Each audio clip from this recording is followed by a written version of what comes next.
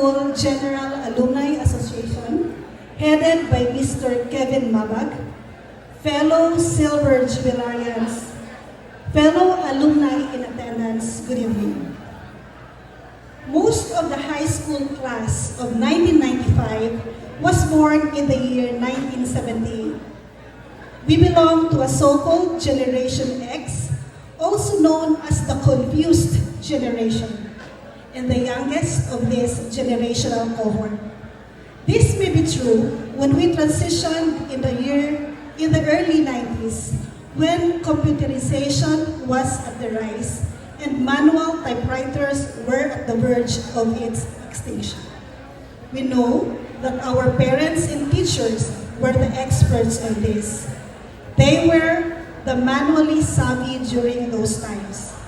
Furthermore, based on a study, our generation is considered as the middle class, where we follow the very well-known baby boomer generation and preceded by a huge population of generations Y, Z, and the millennials, or the smart and Android technological genius. Back then, famous games for boys were the pricey family computer games such as the Nintendo and Super Mario.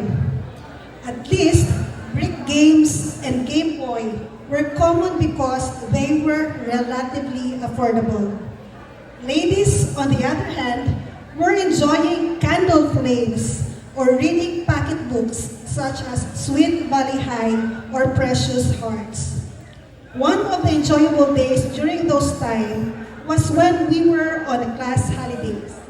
We jumped right away to our classmate's house and rented a bigger version of a cassette tape called Betamax or VHS tapes.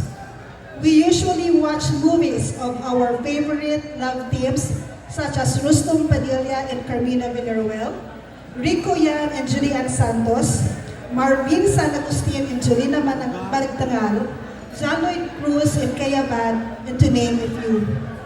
Also, we watch the Big Ilog every Saturday or keep ourselves updated with gossip by watching Sunday Celebrity Chismes of Lawrence Solis, Christy Fermin, and Chris Aquino. We have our favorite boy bands too, and we enjoy their music. To name the popular ones like the Backstreet Boys and the 98 Degrees. We like the music of the Smoky Mountain, Parokya ni Edgar, Eraserhead, Augie Alcacid, and others.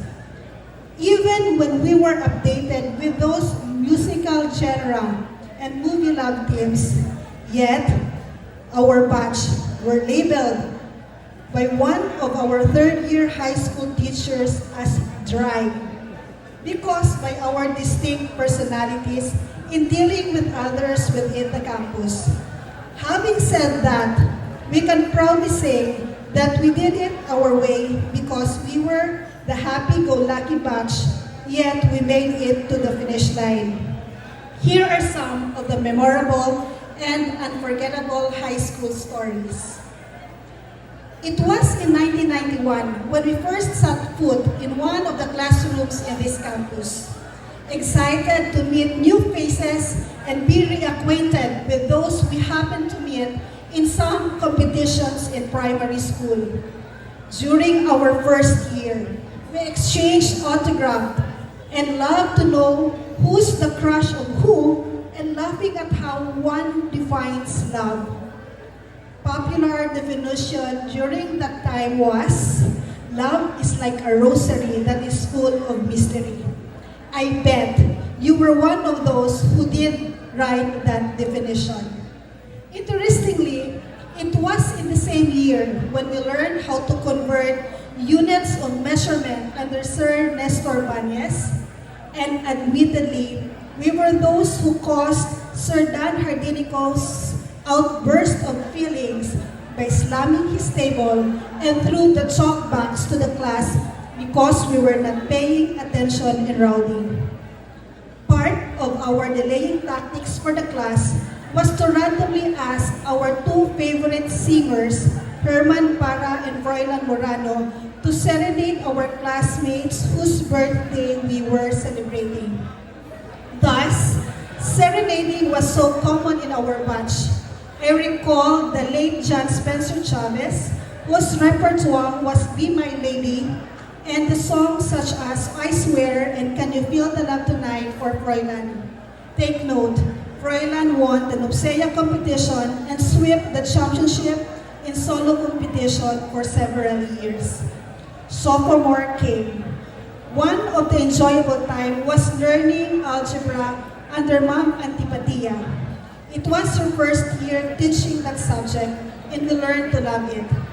It was in this same year that we won the second victory in folk dance contest during intramural, where we showed our skill in balancing oil-lit lamp while dancing gracefully.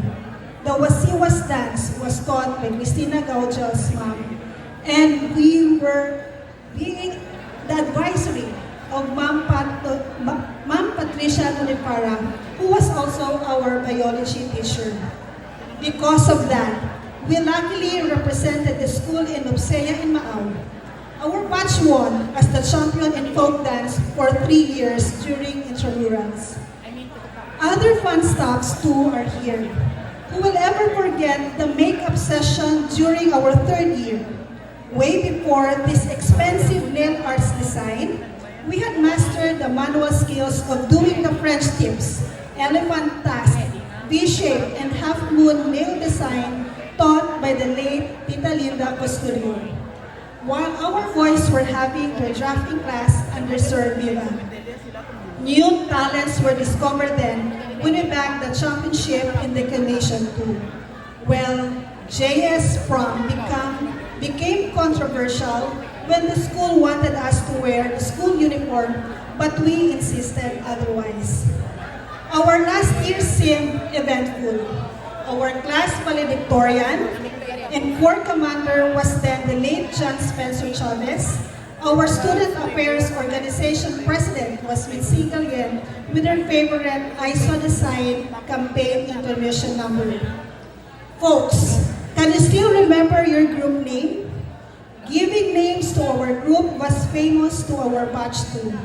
We had the Ewoks, Juveniles, the Great Minors, Slintians, Radical 8, and the Seagulls with their famous tagline of being a one-woman man. It seemed that we have learned love stories of Maria Clara and Crisostomo Ibarra through the No Limitangere and El Filibusterismo classes of the late Ma'am Perez. But it was actually the prelude of how to deal with it in real life as we started forming love teams in our batch. I vividly remember the words of Ma'am Perez saying to the class, magnubyo-nubyo na kamumadaan sa high school para hindi ka mo minanol sa college nga pagnubyo nyo mamana na kamudayon. When I guess, I took that word seriously. Unexpectedly, real-life couples of the batch are Alfredo and Frenny, Lilian and Jameson, Joseph and Angelo, Louie and Vianame, Herman and Jennifer, Randy and Jonalie, Junji and Christy, and Rojo and Grace. We also recall the prayer before the physics class of the late Ma'am Sinaon that made us memorize it eventually. Also, we were entertained by the modeling ramp competition of our batch entertainers, Julie Javier, Roger Minorteo, and Randy Karan.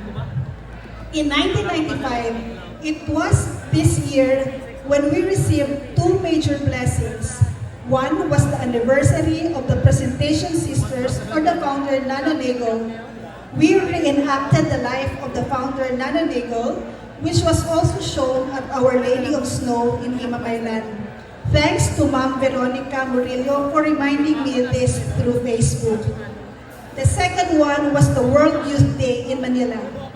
This is the biggest event in our Catholic Church. It was then St. John Paul II that visited the country. Several delegates were from our batch with Ma'am Agudo and Ma'am Murillo. And we had the opportunity to meet and greet the then Pope John Paul II, Tell the World of His Love was sung and became the year's favorite song. Perhaps we may be a bunch of last-minute preparation, generally subdued or boring. However, recalling our high school memories were filled with great talents in our batch, where we excelled in different events and activities. I personally would say that we spent our high school years wonderfully and beautifully.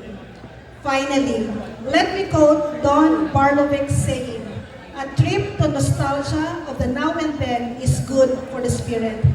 Now, let us bring you to a trip with Batch 1995 with our audio-visual presentation.